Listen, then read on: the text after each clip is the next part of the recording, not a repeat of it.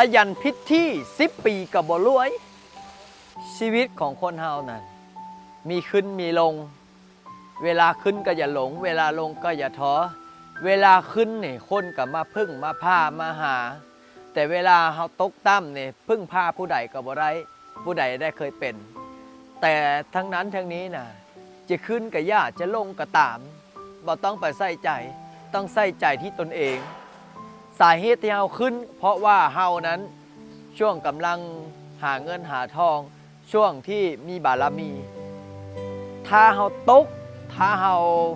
ล่มถ้าเฮาจมถ้าเฮาล้มเหลวเนี่ยแสดงว่าเฮาเดินเส้นทางผิดพลาดพระพุทธเจ้าเพิ่นยังว่าจะไหนเพิ่นยังบอกว่าอย่าประมาทในชีวิตเนาะ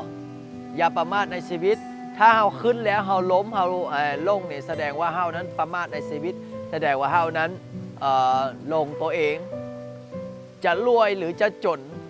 อย่าหลงตัวเองคนรวยกับมีความทุกข์คือกันคนจนกับมีความทุกข์คือกันเพราะฉะนั้นแล้วพระอาจารย์ยังบอกว่าเวลาขึ้นก็อย่าหลงเวลาลงก็อย่าท้อแต่ที่แน่ๆนะพระอาจารย์จะขึ้นข้างบนพระอาจารย์จะขึ้นเบิ้งเขาเจ้ากำลังก่อสร้างนี่เพราะว่าอย่างพระอาจารย์กำลังก่อสร้างสถานที่ปฏิบัติธรรมเวลานั้นก็มีคนมานั่งสมาธิมาสวดมนต์มาภาวนาสิเฮ็ดธรรมไว้นั่งสมาธิเฮ็ดธรรมไว้ปฏิบัติธรรมสวดมนต์ถือศีลปฏิบัติธรรมนี่แหละพระอาจารย์ถึงสร้างสถานที่ไว้ให้คนสวดมนต์ถือศีลปฏิบัติธรรมเวลามีเงินมีทองมันจึงบ่หลงตัวเองเนี่ยพระอาจารย์ก็กำลังเฮ็ดทำน้ำตกเวลาอกตนญาติโยมมาวัดมาวามากราบมาไหว้มาสวดมนต์ถือศีลปฏิบัติธรรมหรือว่ามาถวายสังฆทานสังฆทานอุทิศบุญกุศล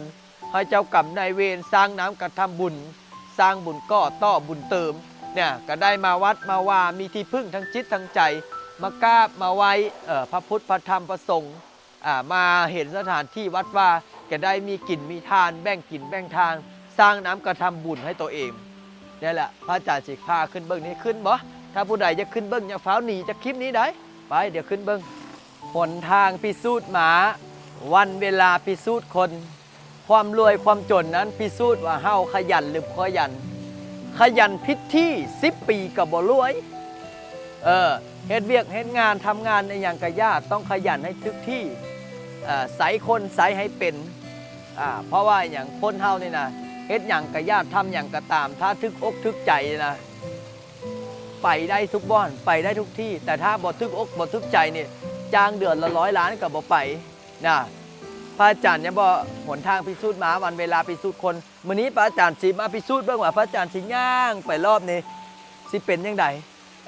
เพราะอาจารย์ก็ย่านตกคือกันย่านความสูงนะย่านความสูงแต่ก็ยังบ่ย่านเท่าสิมีปัจจัยมาจ่ายค่าการก่อสร้างบ่เพราะว่าหยังมูลค่ามหาศาลพระอาจารย์ก็เก็บ10เก็บ5ไปสู้ไปเทศออกตนญาติโยมได้กินได้ทานกับเปลี่ยนเป็นปัจจุปัจจัยมาเป็นอิฐเป็นปูนเป็นหินเป็นทรายเป็นดินจี้ซีมังเป็นเล็กเป็นลามาจ่ายค่าในชงในสร้างพอดีหมดเป๊ะนะบางมื้อนะไปสวดมนต์มาได้ปัจจัยมา4-50ได้มา10-20,000พระอาจารย์ก็มาเก็บมาออมเพื่ออย่างเพื่อมาจ่ายค่าสร้างค่าเล็กค่าปูนค่าหินค่าทรายเอามาเบิ่งนำกันนี่ก็คือสันนี้จะเป็นสันที่3สันที่3พระอาจารย์ให้ขึ้นมาเบิ่งนำกันเนาะ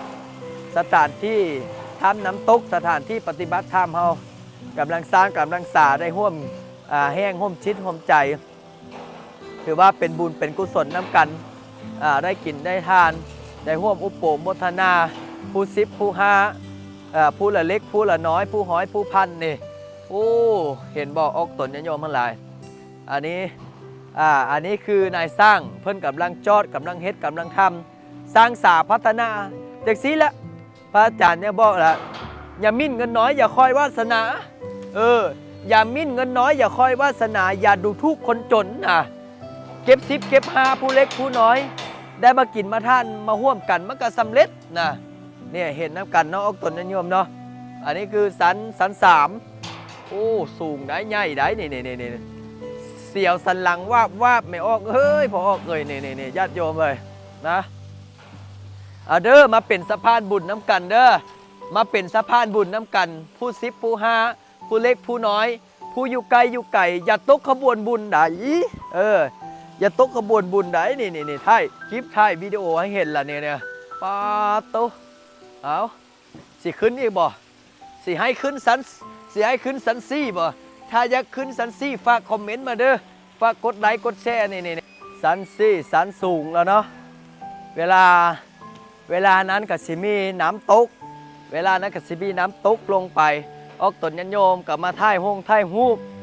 เข้ามาสวดมนต์ถือศีลปฏิบัติธรรมอยู่ข้างในก็ได้สถานที่ปฏิบัติธรรมเนี่ยไซส์เล็กที่มาตรฐานนี่ไซส์เล็กหนาๆได้นี่นะได้กระย่าเนาะคือพระอาจารย์ว่าอะไรชีวิตของคนเฮานะมีขึ้นมีลงแต่ถ้าพระอาจารย์ขึ้นมาแล้วพระอาจารย์บ่ลงนี่ก็คือสิบ่มีแม่อ้อพออ้อผู้ใดมาขึ้นตามขึ้นมาส่งสังหารสันเพลแหละอันนี้คือว่าความจริงอันนี้นะลงกับลงบ่ลงกับย่าเนาะแต่จำเป็นต้องได้ลงเพราะว่าอย่างเดี๋ยวก็สิลงไปจัดสถานที่สวดมนต์ภาวนาอย่างใดกับย่าเด้อพออ้อไม่ออกเด้อเป็นสะพานบุญนำกันร่วมกินร่วมทานร่วมสร้างร่วมสาเดินทางมาวัดพระอาจารย์เนาะวัดป้าบุญนรินทร์นาคารามบ้านนายย่างเมืองนาไซทองนครหลวงเวียงจันทร์มาช่วยกันสร้างเด้อเจริญพร